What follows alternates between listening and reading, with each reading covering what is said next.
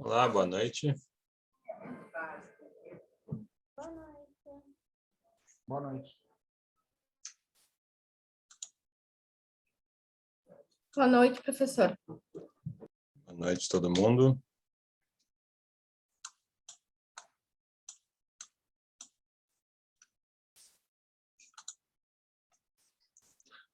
Então, gente, bem-vindos à primeira aula da semana do nosso Civil 5. Damos continuidade ainda em algumas questões aqui do nosso contrato de seguro, dos últimos detalhes dele.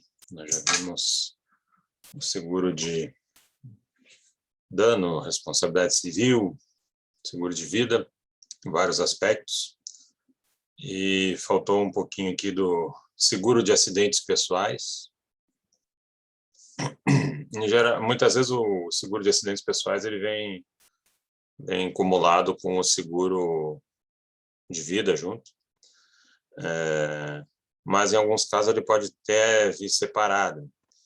Acidentes pessoais é mais com foco em cobrir determinados atendimentos, tratamentos, ou algumas lesões aí, algum tipo de invalidez, né, temporária, parcial, enfim, às vezes até perene, que o sujeito vem a sofrer diante de sinistros cobertos pela apólice.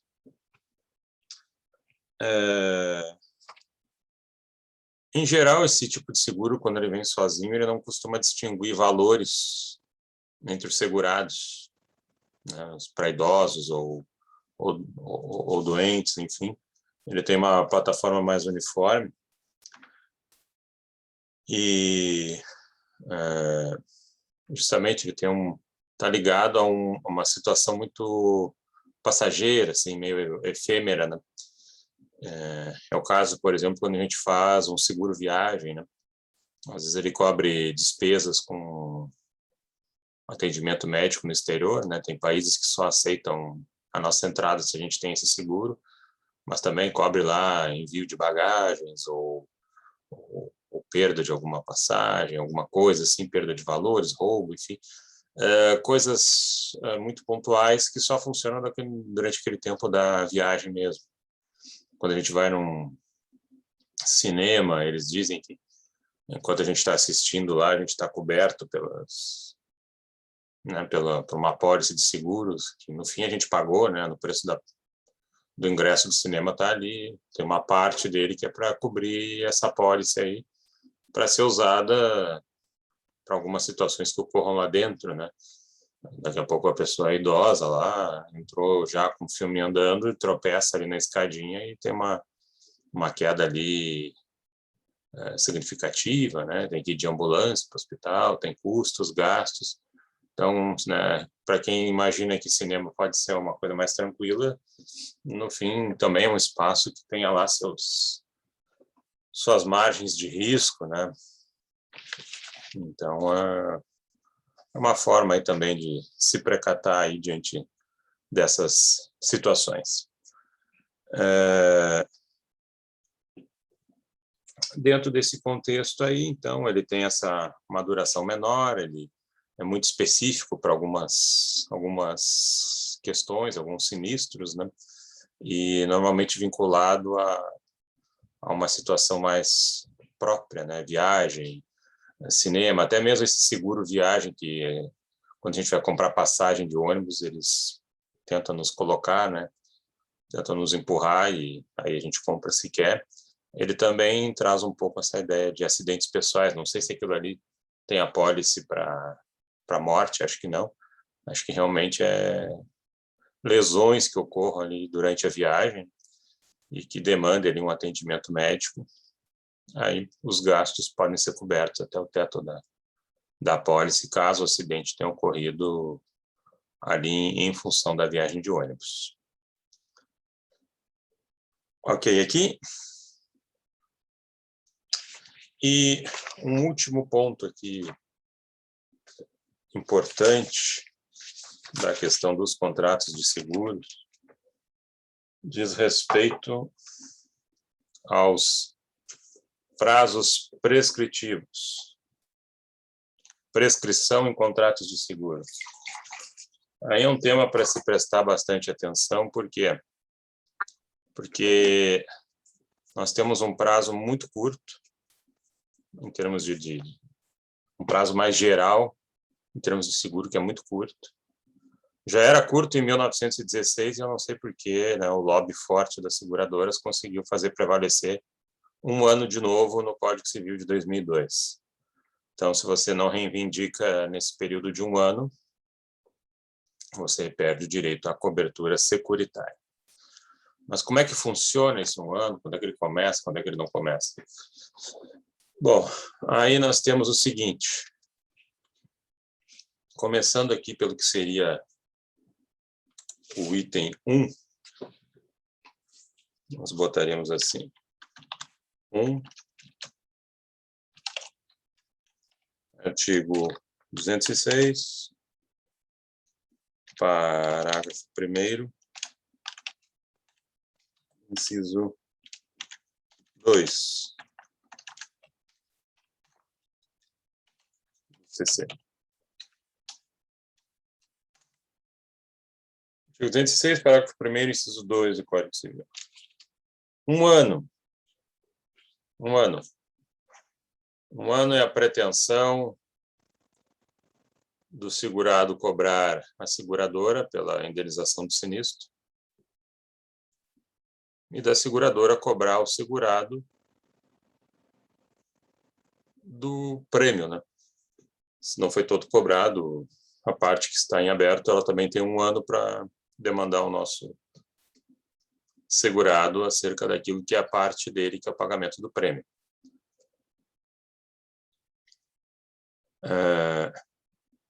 Mas a questão é, quando é que começa esse um ano? Isso é importante definir. Bom, se for seguro de responsabilidade civil, a gente pode botar assim, responsabilidade civil.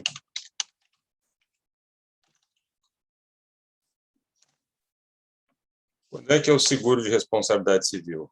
É aquele que eu faço contra as minhas falhas, né?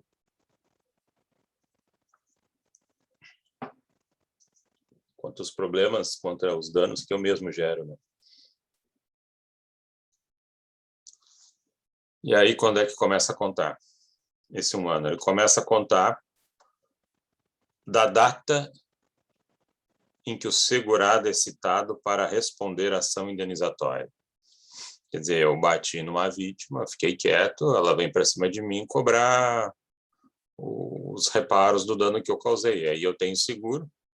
Então, a partir desse momento que eu sou citado, eu tenho um ano para citar também a minha seguradora para fazer ela pagar os valores que eu restar condenado. Talvez ela vá pagar se depois se vê que eu realmente fui condenado. A melhor estratégia é entrar com denunciação a lide. Quando for oferecer contestação, dizendo que não é culpado, faz a denunciação a lide, garante já a seguradora, né? Porque esse um ano passa rápido. Professor, Então, pode repetir ali da data que o segurado... Da data em que o segurado é citado para responder à ação indenizatória. Da data em que o segurado é citado para responder à ação indenizatória. E também, dentro dessa responsabilidade civil,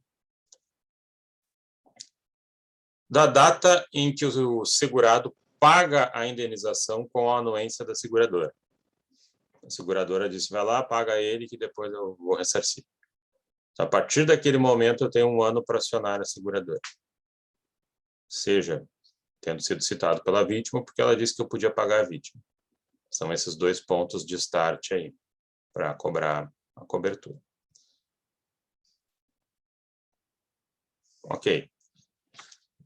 E aí, nós temos também um item B, eu vou botar assim, demais seguros. Demais seguros. Trabalhando ainda com um ano, tá?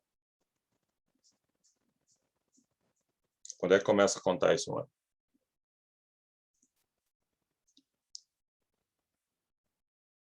Da ciência do fato gerador do sinistro. A partir do momento que eu tenho conhecimento do acidente que aconteceu e que atingiu meu patrimônio, eu tenho 1 ano para acionar a seguradora.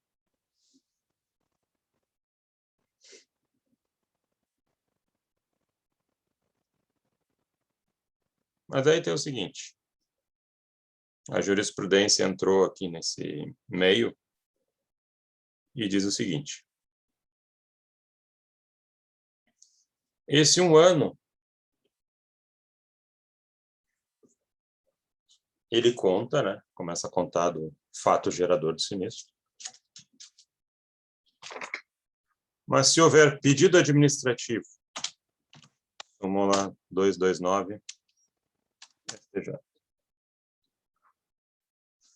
Se ele tiver pedido administrativo junto à seguradora, esse pedido suspende o prazo prescricional. Quer dizer, a seguradora pode demorar meses para me dar a resposta.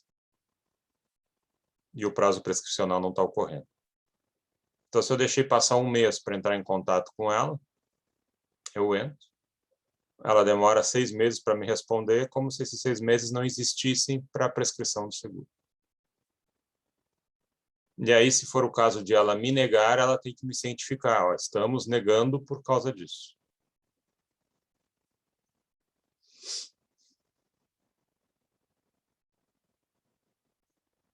Bom, e aí? Uma vez negado, ele volta a correr a partir dessa negativa, até completar 1 ano, né? Quer dizer, se no meu exemplo eu deixei correr 1 mês, fiz o pedido, quando houver a ciência da negativa, aí eu tenho ainda mais 11 meses para ingressar em juízo contra a seguradora. Se meu prazo é um prazo de 1 ano.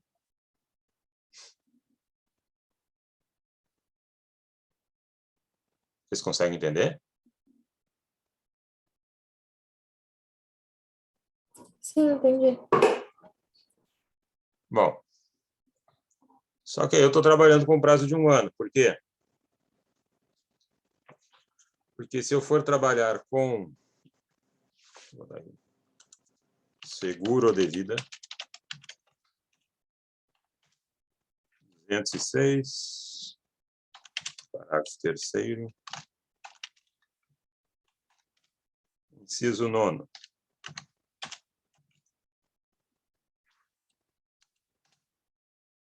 Prazo prescricional de seguro de vida, 3 anos.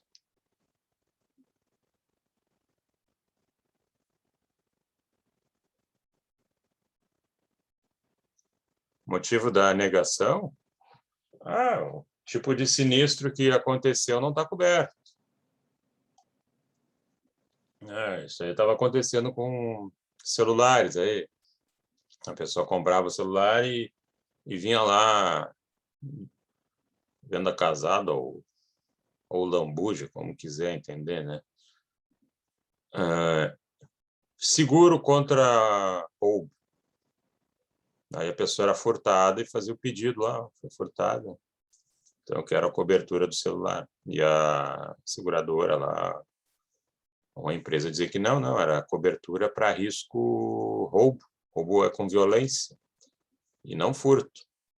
E aí começou a surgir decisões no sentido de que, para o público leigo, não há uma diferenciação que eles compreendam entre furto e roubo.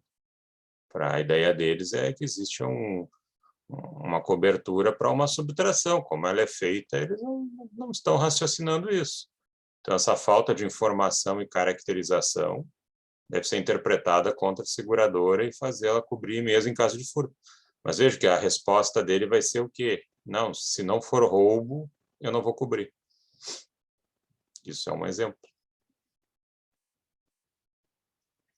Ok?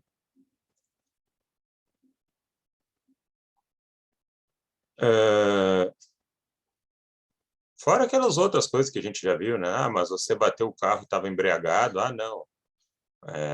Aumento intencional do risco, então também não vou cobrir. Aí tem várias coisas que podem surgir, né? E aí você tem que ver se é aceitável ou não a negativa deles, né? E aí eu estava falando, ó, seguro de vida é 3 anos. 3 anos a contado da morte, né? Aí é fácil ver, né? Morreu, né? Não tem meia morte, né? Você fica sabendo que o sujeito morreu, a partir dali começa a contar.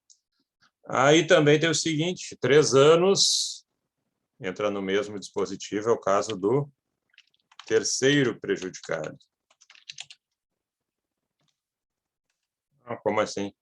A vítima do acidente lá na responsabilidade civil, se ela for acionar a seguradora, ela tem 3 anos. Se ela for acionar a seguradora do causador, ela tem 3 anos. Já o causador tem 1 ano.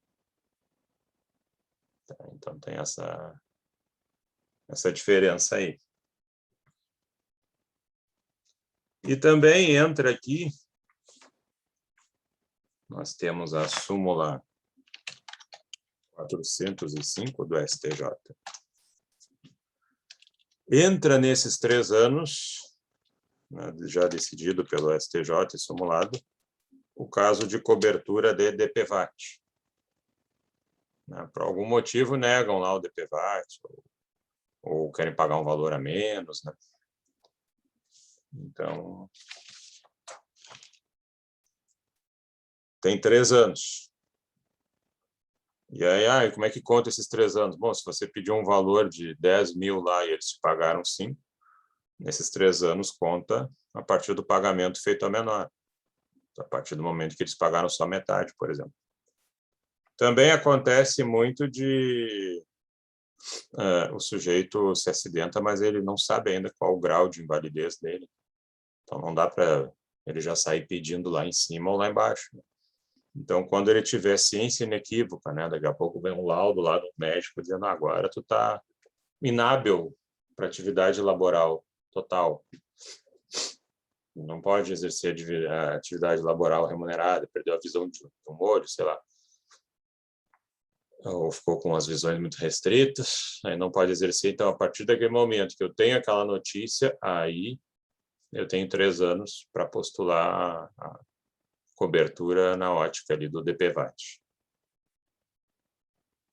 Então, seguro por acidentes pessoais, né? O DPVAT ele é acidentes pessoais e morte. E também o pedido administrativo no DPVAT, que hoje é a Caixa Seguros, está com ela. Enquanto eles não te derem resposta, o prazo está suspenso. E aí ele volta a recorrer para aquilo que faltar para fechar 3 anos. Ok aqui, gente? Certo aqui? Caução fiança tem prazo? Não entendi em que sentido, Maridas. Em que sentido seria prazo? Fiança é um contrato, né? É um contrato de garantia, né? Que você vincula a algum outro tipo contratual. A gente acaba vendo muito aí na parte de empréstimos bancários ou locação de imóveis. O prazo para acionar o fiador é o mesmo prazo para acionar o devedor. É o mesmo tempo ali. Eu acredito que caia na regra geral de 10 anos ali do artigo 205 do Código Civil. Mas aí é outra coisa, né? Aí não é seguro, aí é um contrato de garantia, que é uma outra estrutura. Tudo bem aqui? Bom, aí, agora, nós vamos para um outro contrato, interessante até, e até bastante praticado por brasileiros. Tá? Até bastante praticados por brasileiros, especialmente. E o nosso legislador resolveu tratar como contrato, assim como outros, mas ele falou bem pouquinho. Tem uns 2 dispositivos ali falando sobre, 2, 3 dispositivos falando sobre isso daqui. E que é o contrato de jogo e aposta. Contrato de jogo e aposta. É estranho chamar jogo e aposta de contrato, mas é um contrato.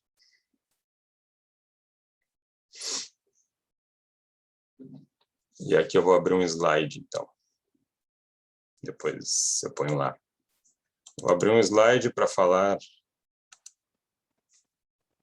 das peculiaridades desse tipo negocial, que é o jogo e aposta.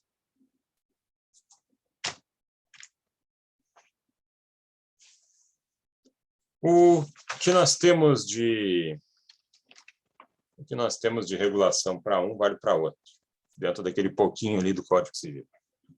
Ah, mas como? Tem tantos contratos, tem tanta aposta no Brasil, Mega Sena, só aquilo ali que se usa para jogo e aposta. 3 dispositivos? Não, vamos ver. Vamos verificar.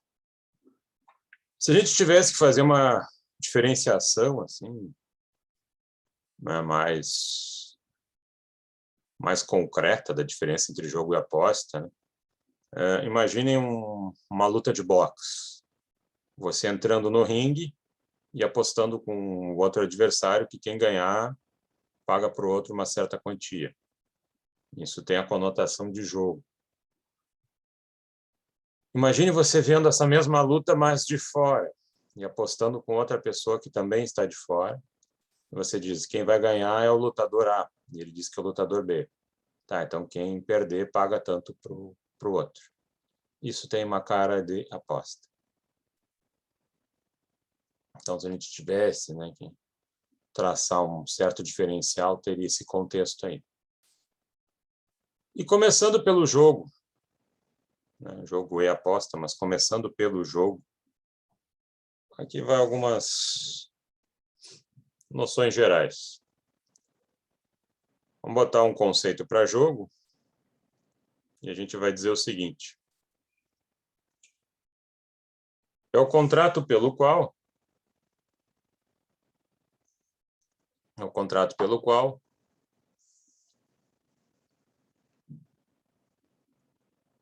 as partes competem por um objetivo, observando as regras do certame. É o contrato pelo qual as partes competem por um objetivo, observando as regras do certame. Ah, mas por que tem tão pouca normatividade para eles? Começa ali do artigo 814, 815. Por que tão pouquinho? Porque o nosso legislador não quis traçar perfis tão extensos para não estimular o jogo.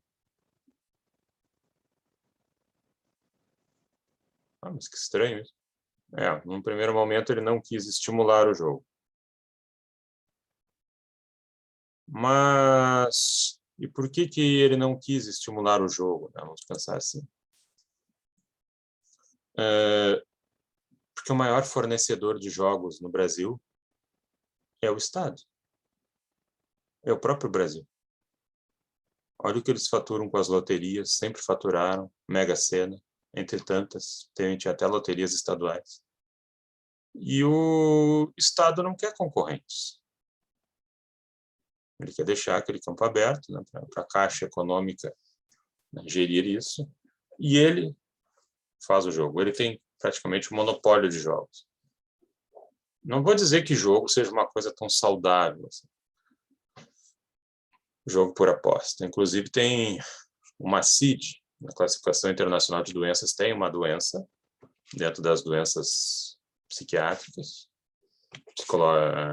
afetadas aí a psicologia, e que é o jogador compulsivo, né? O jogo patológico. O jogo patológico é tido como uma doença. A pessoa ela destrói com as relações familiares, de amizade, profissionais, gasta todo o seu dinheiro dentro daquela pulsão de jogar e apostar, jogar e apostar. Os viciados em jogos. Então, tem uma parte, né, penosa, que é isso. Fora também outras questões que jogos também estão muito na mão de instituições aí como a máfia, né, e bicheiros, né, e em geral eles não investem só nisso, né, sendo que isso traz sonegação de impostos, mas em geral está associado à prostituição, exploração da prostituição, né, drogas, tráfico de drogas, armas, né. Uma coisa ruim atrai a outra, né? Então, tem esse estigma, não digo que em todos os lugares ou que sempre isso vai ocorrer, mas tem esse estigma da questão da exploração do jogo, né? No Brasil, a gente teve ali na década até a década de 40, né? Acho que foi isso. Nós tínhamos cassinos, né? Para quem vai para Canela, tem muita gente que tira foto nas ruínas do cassino de Canela, que estava sendo construído lá para trás de Canela, que anda lá, pega a igreja matriz lá de Canela e entra lá uns 3, 4 quilômetros lá para dentro, reto assim. E aí vai ter lá as ruínas do cassino, iam fazer um hotel cassino. E aí proibiram o jogo e nem continuaram. E tinha um muito famoso, que era o Cassino da Urca, lá em cima do Pão de Açúcar, que atraía grandes shows, né? E muita gente vinha para o Rio, Copacabana, né? O Jet Set, para aparecer, e no tal do Cassino da Urca. Mas aí o governo Vargas resolveu acabar com o jogo, proibiu o jogo no Brasil, restando, né, essa questão aí das loterias e tal, que são uma fonte de renda muito grande, né? Quando a gente vê ali prêmio da Mega Sena acumulou em 50 milhões, bom, devem ter ganho uns 3 bilhões só vendendo bilhetes, né? Então dá muito dinheiro. Por outro lado, né, pode ser que jogos também fomentassem uma geração de empregos, né, não só focados na área de jogo, mas na área de lazer, diversão, né? Você pega um Gramado, né, que é uma cidade lotada ao natural, daqui a pouco você põe um cassino lá para aquelas bandas, aí você explode Gramado. Ou poderia também dar um upgrade aqui às vezes nas nossas praias aqui, saindo dos condomínios fechados, outros lugares parecem tão mal cuidadinho. De repente, poderia ter alguma coisa melhor aí nesse sentido, hein? Mas ainda está em debate. As partes no jogo são chamadas de jogadores. O resultado no jogo, ele é atingido por competência, por experiência, por preparo e também sorte. Experiência, competência, preparo e também sorte. A sorte pode ser variável. Às vezes ela representa bem menos do que a própria competência. Por exemplo, xadrez. Eu não entenderia que xadrez é um jogo que se ganha com sorte. É um jogo super estratégico, de alta concentração, o sujeito tem que treinar um monte se ele quer atingir determinados níveis. Chega a comparar, às vezes, o xadrez com o processo civil, né? O pessoal acha que é só entrar com uma ação, não. Tem que ter uma estratégia na administração do processo. Fazer jogadas, né? Até o checkmate.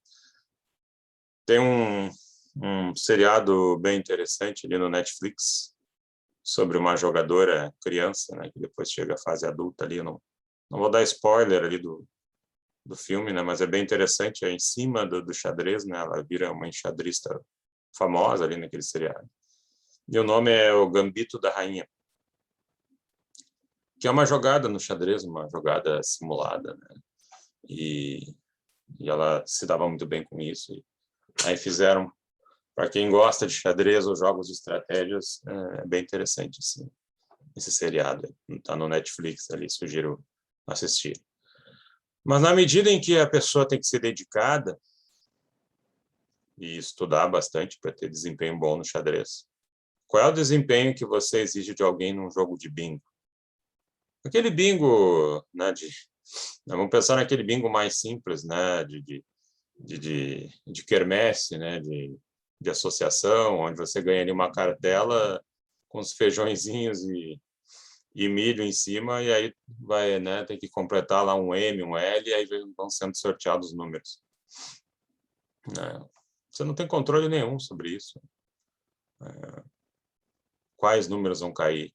Né? O que você pode fazer? Nada, é só esperar. Aí é sorte basicamente total, né? Não tem muito o que fazer. Salvo se alguém me provar que é possível contar probabilidades de cair um determinado número, de fechar um determinado desenho, aí já entra na seara matemática, né? Mas fora isso aí, eu acho que é basicamente sorte ou azar. E aí tem a questão da alha e do risco no jogo, que a gente diz que ela é relativa quando é possível o empate, ou que ela é absoluta quando não é possível. Um jogo de futebol é possível acabar empatado. Um jogo de tênis não tem como. Pode até desistir e tal, você deu empate, mas a partida de tênis ela tem que acabar com alguém ganhando. Por isso que ela se estende, né? Um jogo aí de grandes players, grandes jogadores, é coisa para 4, 5 horas, às vezes até mais. Ninguém quer largar o osso quando a partida vale muito, né? E então nós temos esse primeiro cenário aí de jogos. Chamando aqui os slides de novo,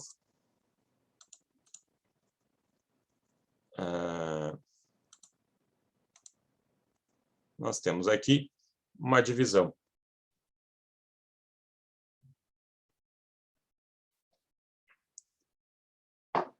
Umas espécies de jogos. E essas espécies fazem subdivisões com a seguinte ideia. Nós temos o jogo institucionalizado e o não institucionalizado. O jogo institucionalizado ele obedece a regras prévias concebidas aí por alguma entidade. Por exemplo, o futebol, nós temos a FIFA. Quem estabelece as regras do futebol é a FIFA. Nós temos o jogo não institucionalizado. Aí são os jogadores que combinam as regras entre si. Um exemplo ali, peteca, bolinha de gude. Olha, com tamanha abertura de esportes que estão fazendo nas Olimpíadas, daqui a pouco estou esperando entrar o jogo da velha. Estou me especializando nisso para me jogar ali. Estão abrindo para coisas tão novas aí que, né, está valendo. Nós temos o jogo esportivo, em que o preparo físico é decisivo. Não que sempre o preparo físico vai ganhar. Você pega aí um jogo de futebol, tendencialmente, um time melhor preparado fisicamente ganha bem do outro, ganha com folga do outro, mas às vezes acaba não funcionando. Ataca, ataca, ataca, o outro se fecha e daqui a pouco surge lá uma oportunidade e ele faz um gol. E aí você vai dizer, mas eu era melhor preparado. Mas ele soube pensar melhor as próprias fragilidades e ganhou. Mas a tendência é que no jogo esportivo, quem está fisicamente melhor preparado ganha. E nós temos o jogo não esportivo, onde não existe a ideia desse preparo físico, mas talvez um preparo mental, né? É o exemplo do pôquer. O pôquer é um jogo que já tem sido tirado da margem, jogo de azar, porque o sujeito que joga bem pôquer, realmente, ele é um diferencial total sobre aqueles que jogam muito pouco, ou jogam menos do que ele. Então, quem joga muito bem pôquer, a tendência é que esse alguém ganhe. Nós temos também o jogo oneroso. O jogo oneroso. que é aquele no qual os competidores declaram que o perdedor vai pagar uma quantia ao vencedor.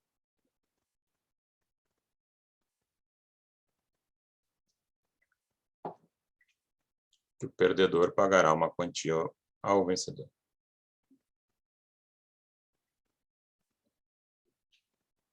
Aí, quando é que a gente caracteriza isso como jogo gratuito? Quando não há prêmio. Quando quem paga o prêmio é uma instituição, né, não é nenhum dos jogadores. Ou quando, às vezes, o sujeito que está jogando ali, ele o faz porque é profissional e tem uma remuneração lá do patrocinador dele. Paga para ele estar lá.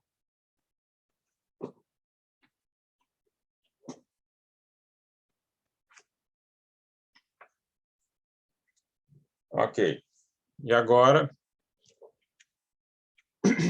a coisa começa a pegar um outro contorno. E aí a gente vai chegando no Código Civil.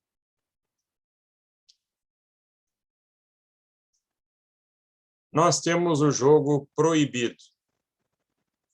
Alguém quer arriscar aqui um exemplo de jogo proibido no Brasil, mas que é muito realizado?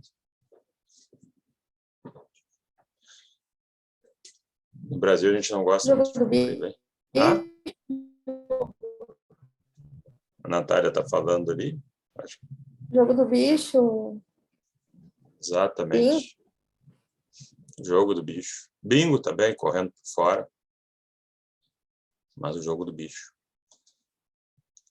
Nós temos um jogo que é ilícito, né, que gera nulidade, que a lei proíbe,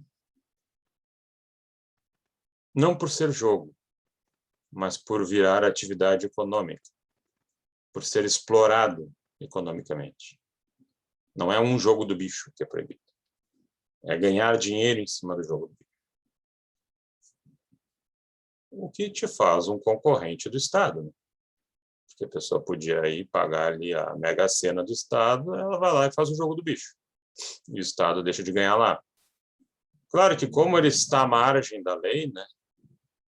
Como ele é proibido, evidentemente que ele vem seguido de sonegação fiscal. Você não põe lá na declaração, fiz jogo do bicho, deu tanto, estou pagando tanto de imposto. Senão seria uma confissão, né? E aí, claro, não gera divisas, etc. Jogo proibido, ele tem a lei que proíbe ele é reputado como jogo de azar, porque ele é explorado economicamente. Ele vira uma atividade econômica. A vitória depende exclusivamente da sorte. Ele não é atendido pelo Código Civil.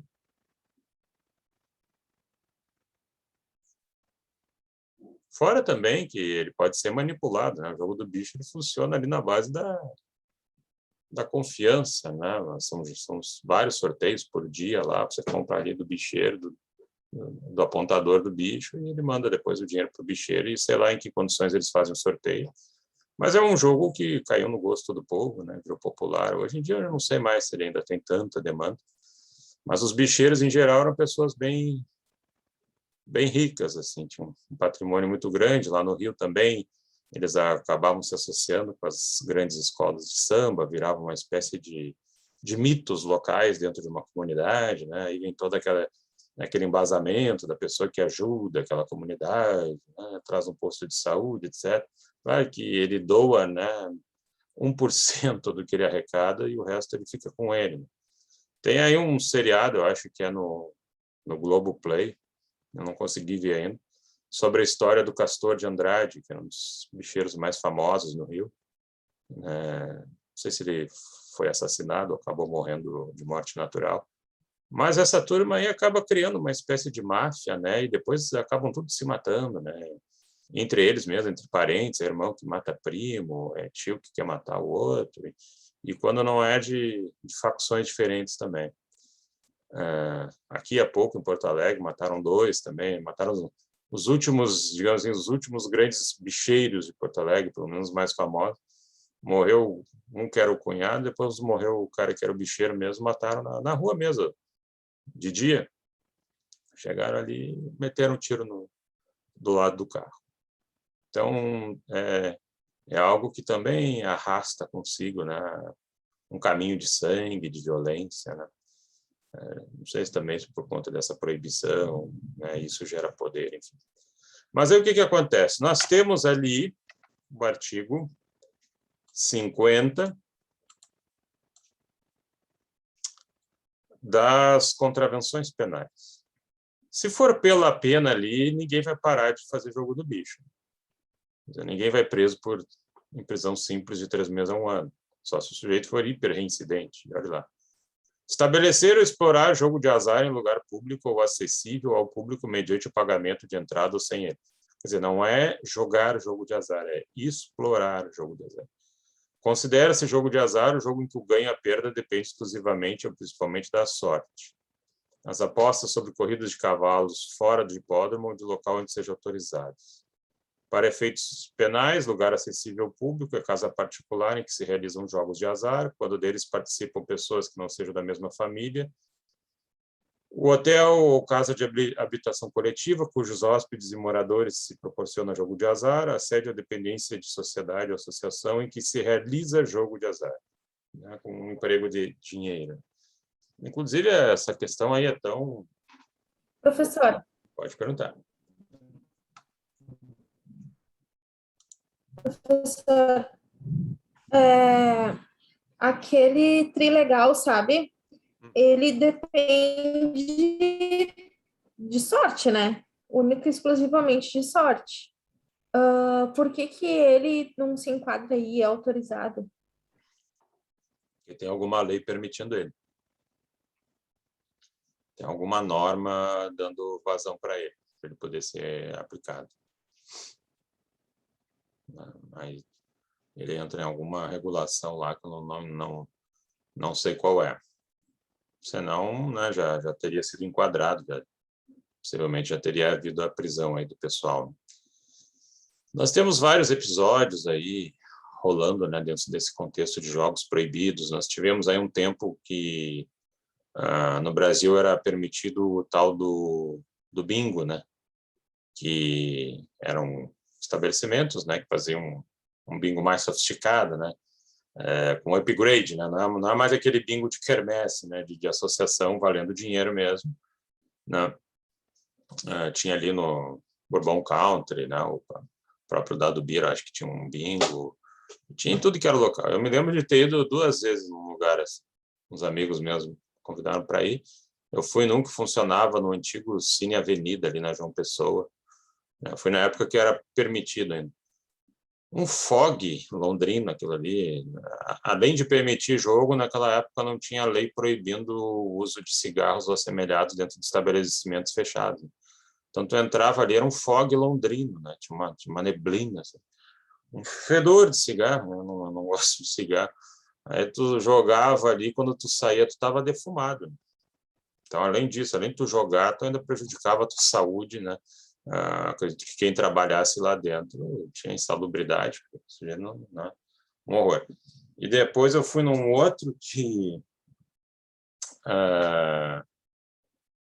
o outro que tinha ali no Dado Beer, que eles deixavam, para atrair as pessoas, eles botavam pizza grátis. Mas lembra daquelas pizzas de R$1,99, na época do início do real? Tem gente aí mais nova, mas tem outros que vão lembrar. Imagina assim, uma pizza por R$1,99, né? A qualidade dos produtos que o sujeito botou na pizza para ainda conseguir tirar um lucro em cima disso, né? Ela tinha um recheio assim quase transparente, e aí deixava lá e o pessoal comia aquilo e jogava, né? E tal, ficava lá assim, entretendo. Para muitos idosos, infelizmente, né, o pessoal aí que já mora sozinho, né, ou não se preenche com outras atividades, o pessoal se joga direto nesses bingos aí. Agora nos clandestinos, né? se joga direto, porque é um entretenimento, né? E vai lá e joga e tal. Então tem esse problema social também que acaba dando margem para o uso de jogo, né? A Natália né, frequentava ali o bingo do Bourbon Country que dava pizza grátis ali, dizendo ali, eu não gostava daquela pizza.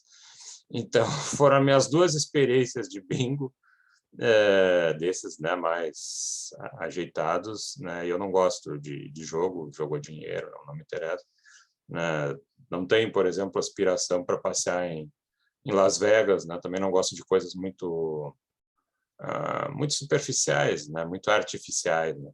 Mas Las Vegas é uma cidade que levou um estado no ombro, né?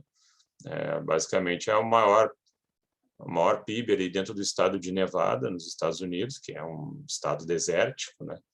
Acho que nem dá para ter uma pecuária direito lá, uma agricultura, e Las Vegas acabou captando dinheiro muito de soldados que vinham da Segunda Guerra Mundial, né? Os caras lutaram na guerra, mas não tinham uma capacitação para outras coisas, né? Para a indústria nem nada, e vinham com dinheiro, porque ganharam soldo, não tinham onde investir, e acabaram investindo um pouco lá naquelas estruturas, e hoje virou uma mega cidade, né? E além dos jogos, você tem também a questão da hotelaria, você tem shows, você tem várias atividades de lazer, os americanos lá, que podem lá, fazem despedidas de solteiro, homens e mulheres, né? Las Vegas também ficou famosa aí por causa desse seriado do Trato Feito, né? Tá há 10 anos que funciona no History Channel, que é uma casa de penhor, e justamente é uma casa de penhor para o pessoal pegar dinheiro, né? O cara quer jogar, ele leva lá algum produto, alguma coisa, às vezes ele vende ou às vezes ele deixa lá em penhor. Se ele não aparecer até o dia tal, aquele produto lá é vendido, né? E claro, ele ganha um dinheiro inferior ao valor, ao bem propriamente que ele deixa lá. Então, lá é permitido, né? E em Atlantic City e alguns outros lugares dos Estados Unidos existem essa permissão para a realização de exploração econômica de jogos. E depois eles encerraram esses bingos, eles estavam vinculados à Lei Pelé, né? E aí parte dos ganhos eles deviam ser retornados a atividades, a entidades esportivas, né? Começou com a Lei Zico, depois virou Lei Pelé. E aí decidiram acabar com isso, né? E aí também teve outros problemas, entrou também a figura daquele juiz federal, Rocha Matos, que foi o único que eu soube até hoje que por cometer crimes perdeu a função, em que ele era subornado para emitir ordens liminares para soltar máquinas de caça-níqueis, né? Que também eram exploradas junto dos bingos, né? O Ronaldinho Gaúcho tentou reativar os bingos há uns 2 anos, 1 ano atrás, 2 anos atrás, ali na Zona Sul, num empreendimento que ele tinha ali, tentou fazer um novo bingo com caça-níqueis, né? E no fim acabaram segurando ali a onda dele. Ele disse que tinha uma interpretação diferente, que estava liberado de novo, mas não está. Bom, esse é um cenário do jogo no Brasil. E aí, esse jogo proibido é caracterizado aí muito pelo jogo do bicho, né? Ele não é uma unanimidade, né, em termos de proibição, tá? Embora nós tenhamos aqui no STF, tá? No STF nós temos o tema 924, que diz que são típicas as condutas de estabelecer e explorar jogos de azar em face da Constituição da República. Foi recepcionado por ela o artigo 50 da Lei das Contravenções Penais, tá? Então, o jogo do bicho, na visão do STF, é crime, né? Por ele em si só é um crime pequeno, mas é que ele já vem em associação criminosa, sonegação fiscal, e aí vai. Mas temos aqui, ó, em março de 2020, jogos de azar, Lei das Contravenções Penais, entendimento majoritário da turma recursal do Rio Grande do Sul, no sentido da tipicidade da conduta relativa à prática de jogos de azar. Rejeição da denúncia mantida, em hipótese que não se mostra cabível a devolução dos objetos apreendidos, mesmo ocorrendo a rejeição, haja vista é licitude dos bens em si que transcendem a prática dos verbos nucleares do tipo penal. Tá vendo, né? Interessante isso daqui, né? Mesmo que o STF siga por uma linha, a gente tem alguns jogadores aqui que entendem que jogo de azar não é mais um contexto punível, né? Enfim, dentro do nosso ordenamento jurídico. Mas bem, voltando aqui, nós temos, além do jogo proibido, nós temos o jogo regulado. E aí, quem é o jogo regulado? O jogo regulado é aquele que tem lei própria. Mega Sena, loterias, né? Tem lei própria permitindo ele, deve ser o trilegal, deve entrar em algum contexto também de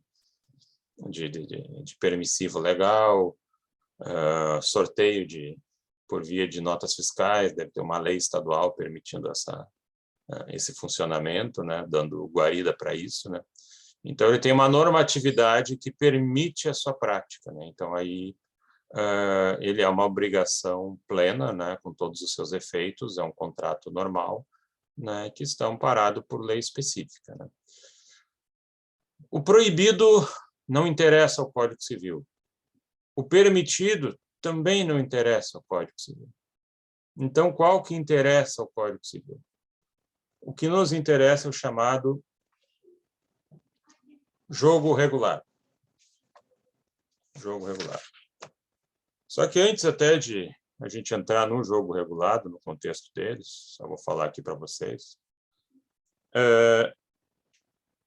alguém poderia me dizer o seguinte: mas, professor, não tem apostas que são feitas na internet, vinculadas a jogo de futebol? Tem ou não tem? Eu tenho certeza que tem gente aqui que joga.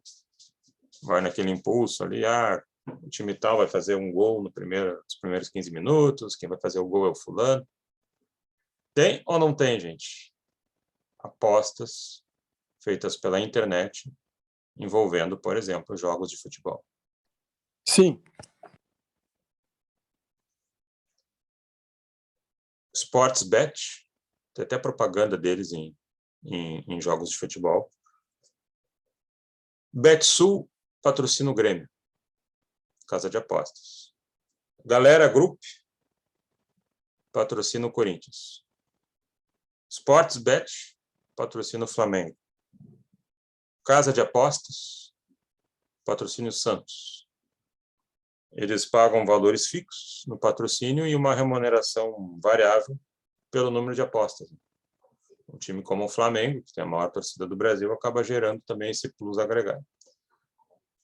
Existem em torno de 450 sites especializados que atuam no Brasil, casas virtuais de jogos.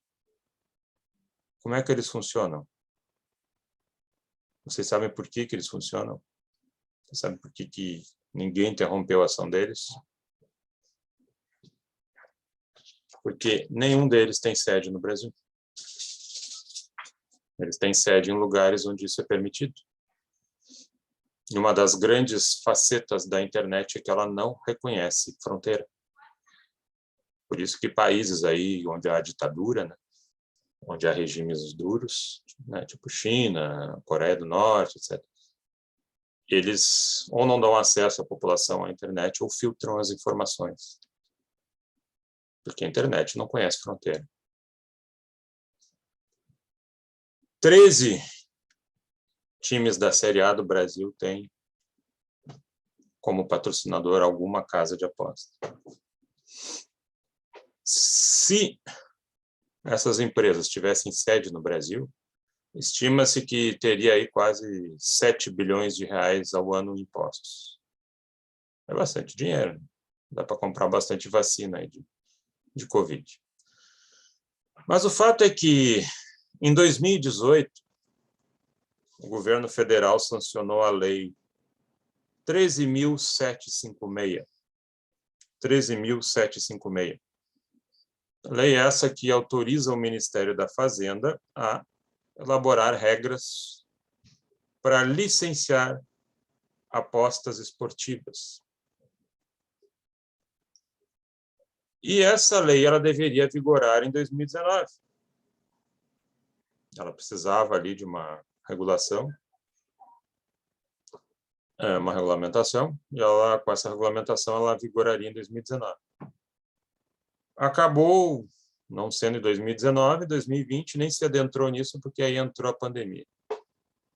Aí também já nem tinha jogo de futebol direito, agora o futebol está tentando voltar. E aí morreu a conversa. Mas na medida em que essa lei for regulamentada, essas casas de apostas vão vir para cá. E não só vai ser o futebol, vai ser outras modalidades esportivas também. O americano é um cara que aposta em tudo. Você chega ali num jogo ali, eles têm ali apostas abertas. Quem vai fazer o ponto tal, no horário tal.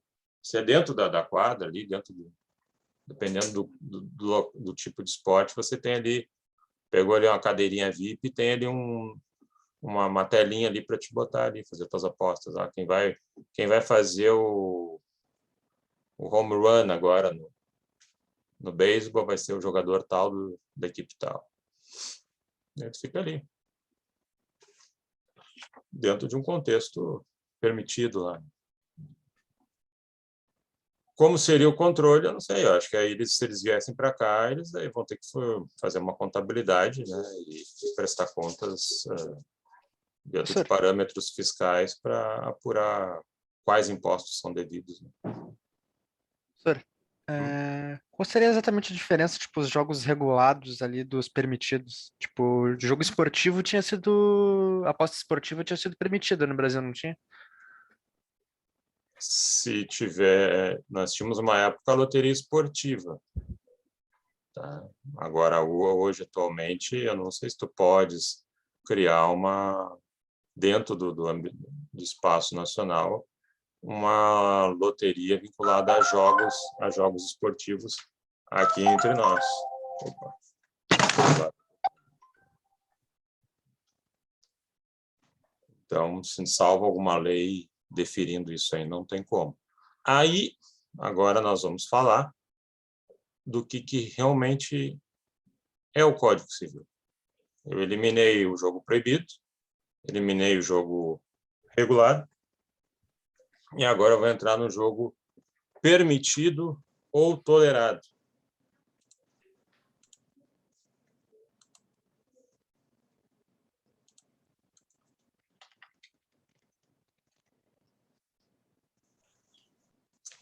O jogo tolerado, que é o jogo que interessa a nós. Ele é um jogo que não tem uma lei falando especificamente sobre ele,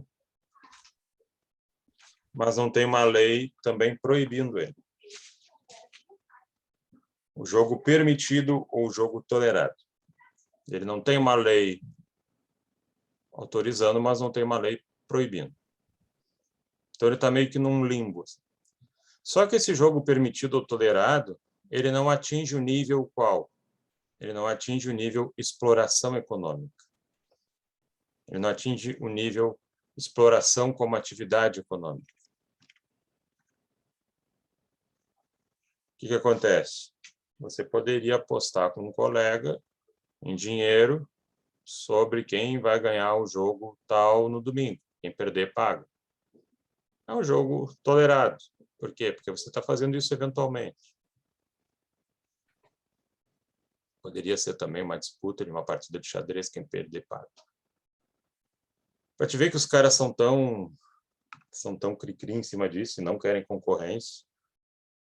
Se eu, como professor, botar lá uma live lá no Instagram, dizendo, sorteio de livros meus, quem fizer tal coisa, né, tais coisas, quem acertar o número ganha um livro. Se eu fizer isso daí, eu ganho uma cartinha da Caixa Econômica sugerindo para que eu pare, mesmo que seja só um livro, na medida em que eu estou fazendo isso de forma reiterada. Então, quer dizer, eles querem sufocar para não ter concorrência. Bom, e a dívida do jogo permitido ou tolerado, que é trabalhada no Código Civil, ela acaba sendo, então, uma obrigação natural. Vocês já viram lá em obrigações que obrigação natural ela é uma obrigação deficitária, né? Ela não vale com todo o seu vigor, ela gera uma obrigação imperfeita. Você tem uma relação de débito, mas não exigibilidade. Uma obrigação natural, tipo uma dívida prescrita, por exemplo, não pode cobrar em juízo. Mas, se alguém te pagar ela, ele não pode pedir de volta. Então, a vantagem dela é o quê? É ser irrepetível. Mas para por aí. Eu não posso cobrar, mas se me pagar, ele não pode pedir de volta. E mesmo assim, ele é irrepetível, salvo se a outra parte roubou, né? Dolo do Acipens. Eu só paguei porque ele roubou no jogo. Ou quem tem que me pagar e pagou, o solvens, é menor ou interditado.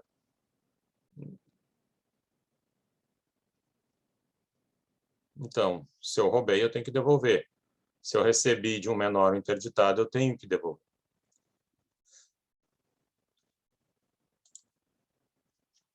Diz ali o artigo 814 do Código Civil: as dívidas de jogo de aposta não obrigam a pagamento, mas não se pode recobrar a quantia que voluntariamente se pagou.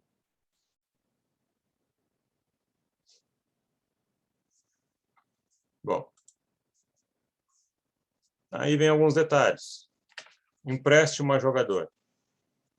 Se você emprestou para um jogador jogar e o jogador perdeu, você não pode pedir esse dinheiro de volta. É para estimular que não se faça isso. Ah, mas e se eu emprestei sem saber que ele ia jogar? Aí é outra história. Agora, se tu emprestou para ele jogar, tu não pode recobrar o que tu passou para ele.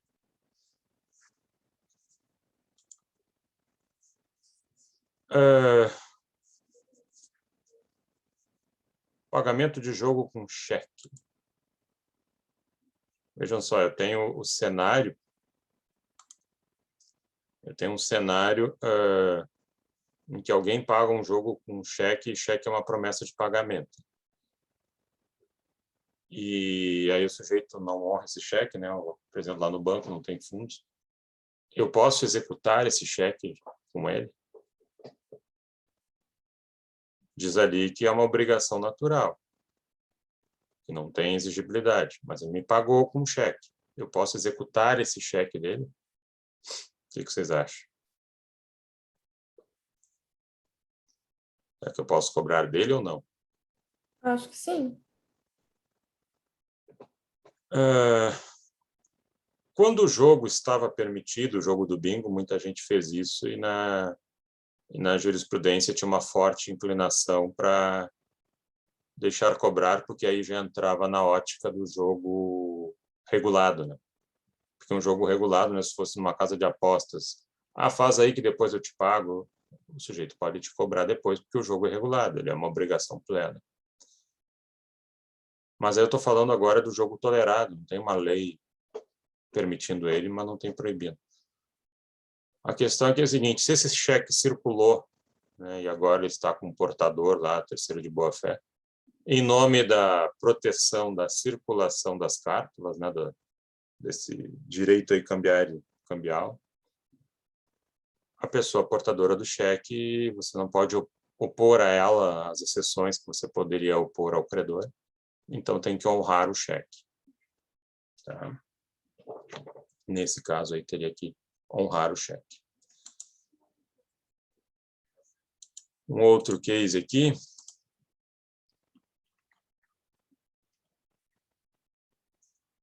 Dívida de jogo oriunda do exterior. Teve um caso envolvendo um treinador brasileiro, um treinador conhecido, que era o Vanderlei Luxemburgo, que ele é um cara que tem a fama de gostar de jogar muito. Dizem até que ele meio que obrigava lá os caras a jogar lá, nas folgas da seleção, etc.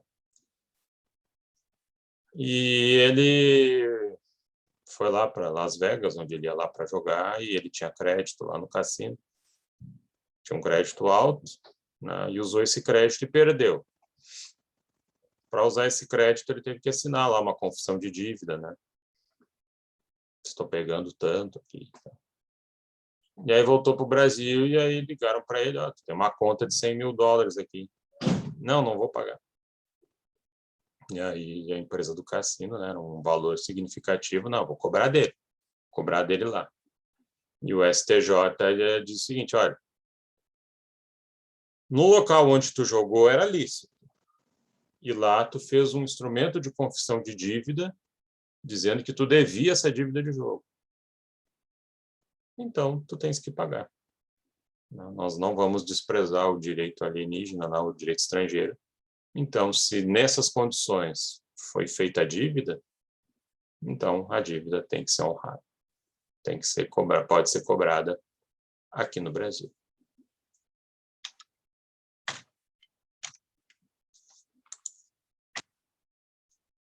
Obrigam ao pagamento. Jogos e apostas legais, legalmente permitidos, né? Tem lei respaldando eles. Como também prêmios oferecidos ou prometidos para vencedor em competição de natureza esportiva, intelectual ou artística, desde que os interessados se submetam às prescrições legais e regulamentares. Você entra em um campeonato gaúcho aí, que é organizado pela Federação Gaúcha de Futebol. Quem ganha lá o campeonato gaúcho, né, tem um valor em dinheiro lá no final para o vencedor, né, que conforme foi prometido, e isso tem que ser honrado, porque todos se submeteram às regras do certame, que eram as regras ali da FIFA, né, do futebol. Contaminação posterior.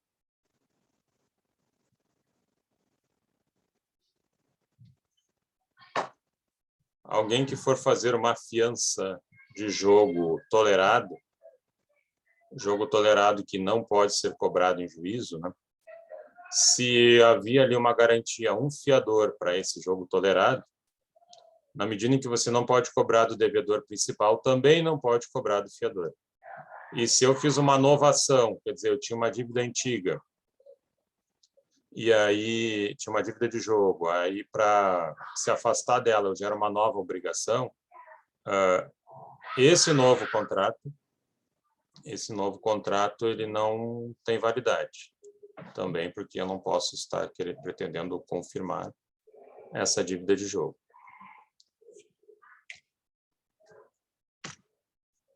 Além disto, além desses detalhes sobre jogo, tem um outro cenário aqui, que é o caso do contrato de aposta.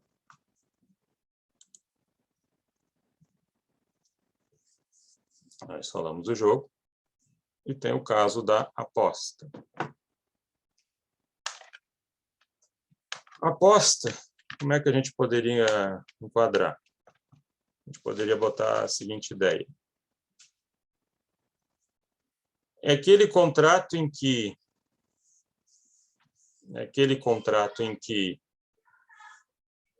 os contratantes chamados de apostadores,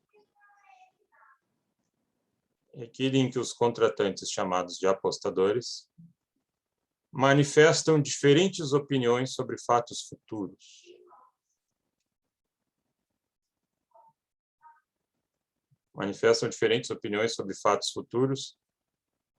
Mediante a disponibilização de quantia em dinheiro. E, no caso, o vencedor terá direito à totalidade dos valores disponibilizados. Então, você põe ali, promete, né, um pagamento de 100, 500 mil reais para melhor opinião. Basicamente é isso. Porque você está dando uma opinião sobre fatos futuros. Claro, às vezes o sujeito, conhecendo determinadas situações, ele consegue ter uma opinião melhor embasada.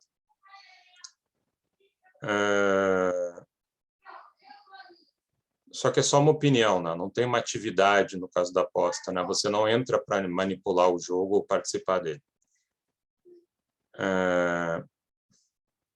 Mas também acaba, né, se ela entra nesse contexto, né? Ou proibido, ou regulado, ou também como jogo tolerado, né? O regime jurídico que se aplica para a aposta é o mesmo que se usa para o jogo, né? Os dispositivos são equivalentes. E aqui tem uma situação que bem exemplifica a aposta, que são as chamadas, são as corridas de cavalo. São as corridas de cavalo.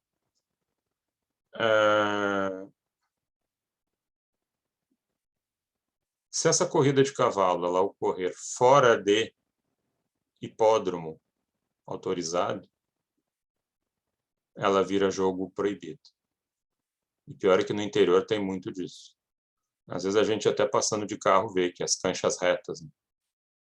Eles põem lá, até tem um equipamento lá onde os cavalos disparam, né? E vira ali uma competição. Aquilo ali eles apostam dinheiro, aquilo ali é jogo proibido. Ali a Marinês falou também, rinha de animais, né, que no Brasil também é proibido, além de também ser configurado como maus tratos a animais. Mas é interessante isso, que a corrida de cavalo ela é um jogo de azar, como uma Mega Sena, por exemplo, mas tem o jogo de azar regulado e o não regulado. Então, se for dentro de um hipódromo oficial, não sei se ainda fazem corridas aqui no Cristal, corridas de cavalo ali no hipódromo do Cristal, que é do lado do bar.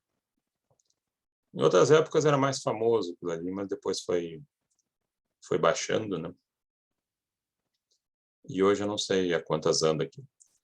Mas alguém pode me perguntar, mas e ali, na 24 de outubro, chegou a ter uma casa ali, o nome era Turf.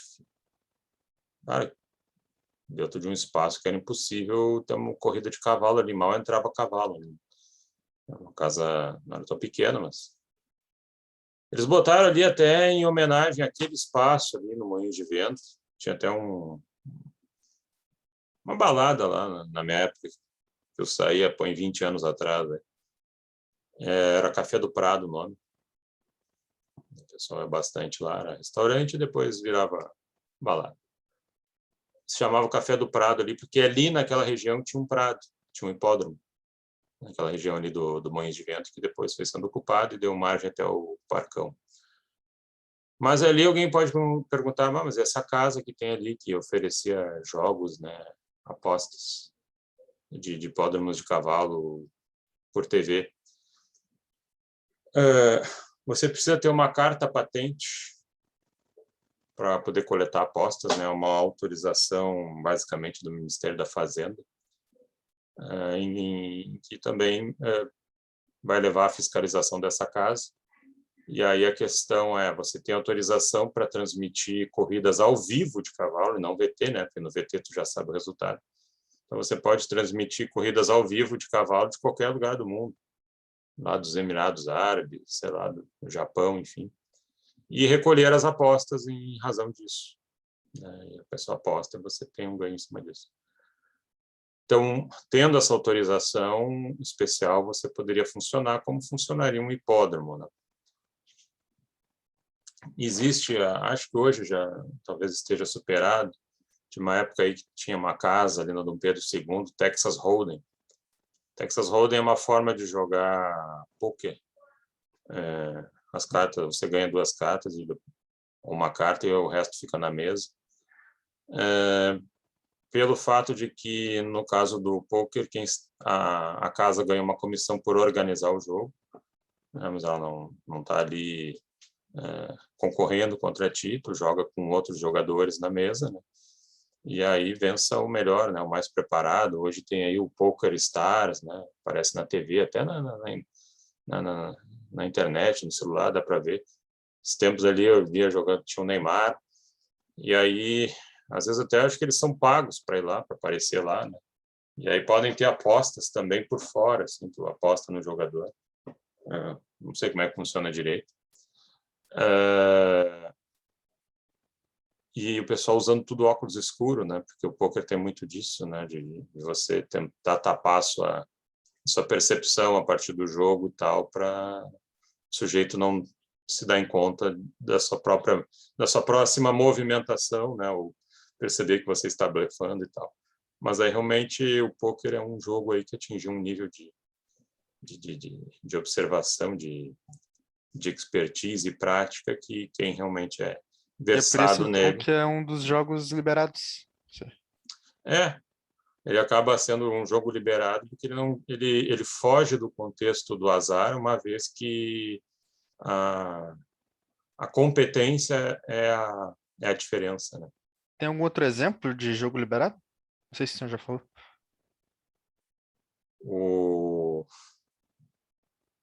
O poker, só que o poker eu não sei se ele entra como tolerado, tá? Eu não sei como é que é o enquadramento dele. Eu sei que ele não é proibido. Por não ser proibido, tu não pode fechá-lo, porque ele não estaria vinculando a ideia de exploração de jogo de azar, né? Agora, não sei se tem uma lei própria para poker no Brasil, acho que não, tá? Mas se não enquadra como atividade econômica, então segue o baile, né? Segue nesse ritmo aí. Então, regulado é só de cavalos e loteria e de resto, daí ou é liberado ou é proibido, basicamente. Ou é tolerado ou é proibido. Ok. Acho que os jogos com leis próprias são poucos. Até porque eles são jogos de azar e eles representam uma atividade econômica, né? Mais jogo de azar que Mega Sena não tem, mas tem lei própria. E aí, como eu disse, por que outros não têm? Né? Se for pelo aspecto ético, social, cultural do jogo, o sujeito pode ser viciado ali em Mega Sena, né? Tem gente que reserva uma parte do salário durante 10, 20, 30 anos como um investimento, né? Fica botando ali para ver se algum dia acaba sendo contemplado, né? O poker também, acho que é jogado pela internet também, dá para ser feito. Aí tem que ver, né, qual é a seriedade do site, né? Pelo computador isso aí pode ser manipulado. Enfim.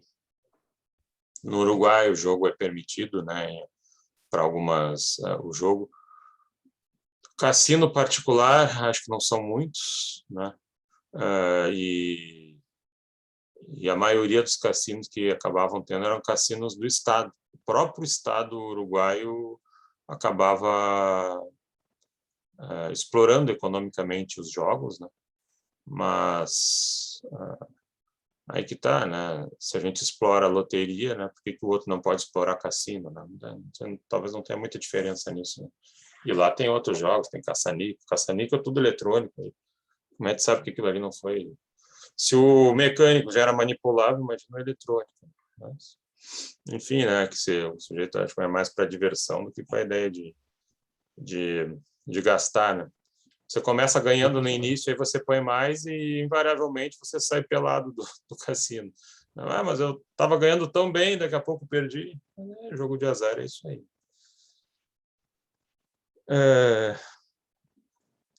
Dúvidas, gente? Professor, uma dúvida rapidinho. Uhum.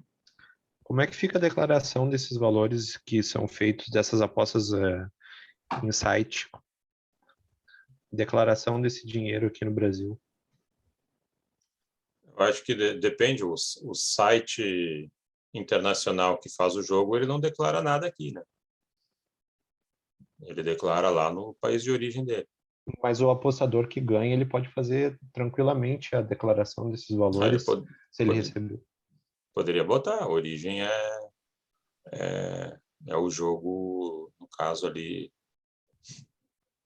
feito, né, por outra margem, né? Feito em outro site. Aí tem um problema dos jogos, né?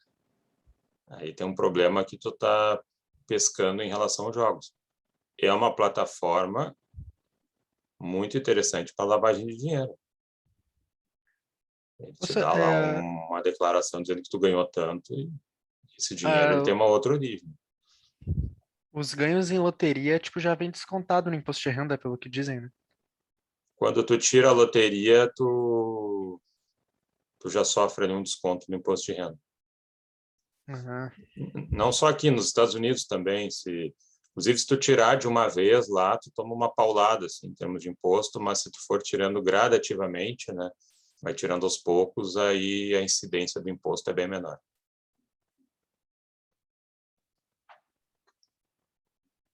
Aqui acho que cai nos 27,5. Mas dependendo de quanto você ganhar, tá ótimo, né? Também. Pode tirar aí à vontade. Ganhar 100 milhões, quiser levar 27, leva. Eu me viro bem com 73. Amanhã a gente vai ler ali, botar ali um slide de um caso muito interessante envolvendo jogo compulsivo. Ficou bem recente até, um caso bem bacana.